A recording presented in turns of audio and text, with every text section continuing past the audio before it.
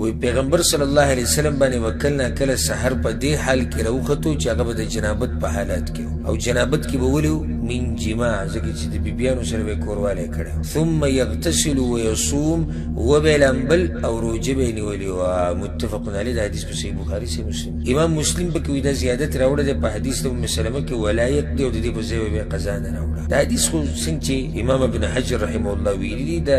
هغه حدیث ته چې په صحیح بخاری او صحیح مسلم کې شنو کتابونو کې مشتي وی پیغمبر صلی الله علیه وسلم باندې بس سحر په دې حال کې راغی چې هغه د سب په حالت کې د جنابت په حالت او جنوب چاته ویل کیږي چې بچا باندې غسل لازم شوی د کوروالی د لاسه یا د منی د وتو د لاسه هغه د احتلام په طریقې سره یا بلاس وشتي یا کفار سبت او د جنوب چې د ذکر او انثى دوه ته ویل کیږي خزي ته او شړی ته یو ته دوه ته جمع ته ټول ته ویل کیږي الله وی ان کنتم جنبا فطهروا ټول د پاره ویلې جوړ دي چې د پیغمبر صلی الله علیه وسلم دی بیبیانو سره د جماع ټکي ولګاو د پیغمبر صلی الله علیه وسلم بیبیانو سره د ټکي ولګاو من جماع وجدا وا ابو هريره رضی الله عنه دا فتوا ورکوله ابو هريره رضی الله عنه چې ان من اصبح جنوبا فلا صيام له بچا باندې چې سحر په دې وخت کې راغی چې د جنابت په حالت کې نو روزه نه سي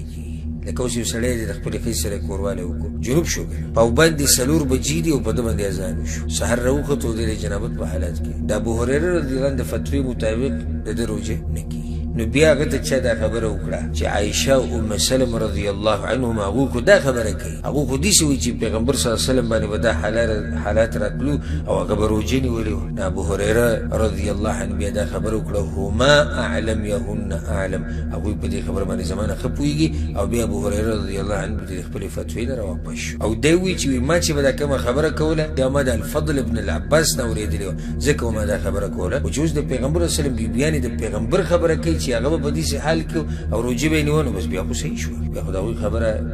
واضح دلیل لږه چې د پیغمبر صلی الله علیه وسلم سره کور کې دنه په روایت کې سره دي راځي چې کان رسول الله صلی الله علیه وسلم یصبح جنوبا مني زما د لا سبب یعنی پیغمبر صلی الله علیه وسلم بیبي زما د لا سره زما سره به کورواله کړو جنوبا من جماع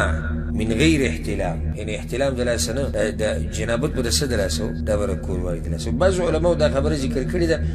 پیغمبرانو باندې احتلام ناراضي دغه چې ویل د شیطان د طرف نه او الله د پیغمبرانو حفاظت کړي نو پیغمبر چې د جنابت په حالت کې نو کوروالی د لاسه بنیادی مسله خو واضح ده کوم چې تاسو واورئ هغه د دې لپاره د حدیث راوړی چې یو سړی د جنابت په حالت کې او په د باندې سحر راوخته نو هیڅ خبره نه ده د روزه سیده غسل دیوږي بس روزه د سیده او دغه د جمهور اهل علم د سلورو مذاهب د امامان چې دي ټول دا قول دي دلته یو بل مسله به سره ذکر کو د فائدې لپاره او دا به زنانو لپاره ډیره اهمه مسله هغه ده چې یو زنانه ده دغه د حیض بیماری بنده شو د شپې یې سلوختی ختم شو د شپې او لمبلی لانی او سحر پر راغی نو هیڅ خبره نه روزه سي لکه څنګه چې سره د جنابت په حالت کې او سحر پر راوخته نو د قشن د زنانه چې د حیض د بیماری نه پاکه شوی ده یا د سلوختی نه پاکه شوی ده او سحر پر راوخته د لمبلی نه دي نو هیڅ خبره نه ده روزه د خپل پوره کې ورسته دی ولا دا سره مې ده کې کدا غسل عمدن پر خو دی او که سهو نه پر خو دی یعنی که قصدن دا غسل لیټ کړي سیده خبره او که سهو شي به کې دا غسل لیټ کړي هم څه خبره